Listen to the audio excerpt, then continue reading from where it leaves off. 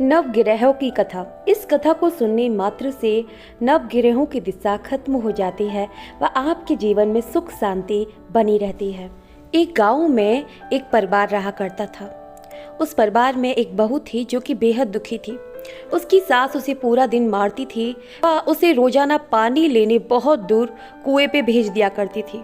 महिला का काम था रोजाना पानी लाना, घर का सारा काम करना और अपनी सास की बहुत सारी गालियां सुनना।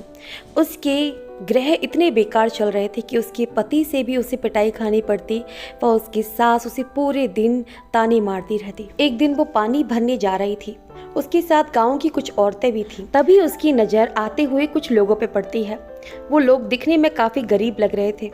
वो उन सारी पनिहारियों से बोलते हैं कि मैया हमें पानी पिला दो, हमें बहुत ज़्यादा प्यास लग रही है। पर सारी स्त्रियां अपने भरे हुए मटकों में से पानी नहीं पिलाती और चली जाती हैं। वो अकेली रह जाती है और सोचती है घर में जाके डांट तो खानी है, ताने भी खाने और पिटाई भी खानी है। इससे अच्छा तो कुछ पुण्य कर लूँ, इन प्यासों को पानी पिला दूँ।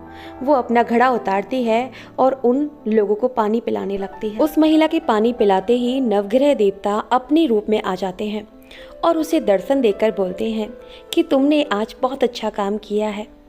दरअसल वो नवग्रह थे और उन औरतों की परीक्षा लेने आए थे जिसमें ये महिला सफल हो गई थी। वो बोलते हैं आज तूने हमको प्रसन्न कर दिया है और तूने हम पर दया करी और हमें पानी पिलाया, इसलिए आज के बाद तुझे कोई भी परेशानी नहीं होगी।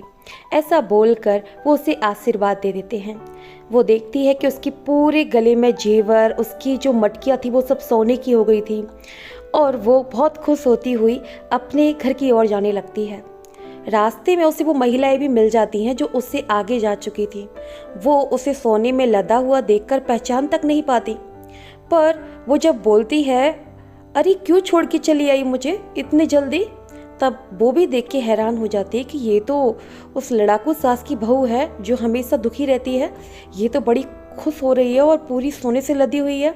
वो पूछती है कि तुम्हें इतना सारा सोना कहाँ से मिला और ये किसने दिया। जो लोग थे ना जिन्हें पानी पिलाने की बोल रहे थे, वो लोग कोई और नहीं नवग्रह थे, उन्होंने मुझे सब कुछ दिया है। कि औरत पूछती है अभी वो कहाँ पर है, कि अभी तो वो कुएं पर ही बैठे हुए हैं। ये सुन के सारी महिलाएं कुएं की तरफ जाने लगती हैं। नवग्रह देवता बैठे हुए होते हैं। वो उनसे पूछती हैं कि हम तुम्हें पानी पिला देते हैं, आपसे निवेदन है कृपया हमें भी उस बहू की तरह सोना चांदी जेवर दे दीजिए।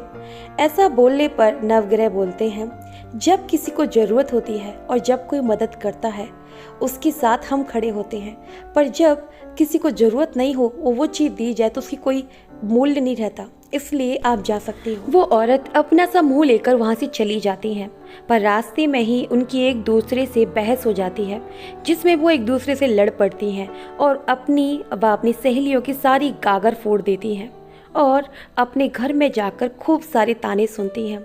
वहीं वो बुढ़िया की बहू अपने घर पहुंचती है तो उसके यहाँ तो एक अलग ही माहौल था। उसकी सास अपनी बहू को इतने जेवरों में लदा हुआ देखकर और उसका पति अपनी पत्नी को इतने सारे जेवरों में देखकर बहुत ज़्यादा खुश हो जाते हैं।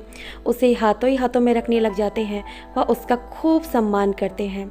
हे भगवान, हे नवग्रह देवता, जैसे आपने उस दुखियारी बहू की पत रखी व उसे अच्छा सुखमय जीवन दिया, ऐसे ही आपकी जो कथा पढ़ी सुनी श्रवण करे उसको जीवन में किसी भी चीज़ की कमी ना रहे व उसका जीवन में सारे सुख आ जाए। राधे राधे, जय श्री कृष्ण।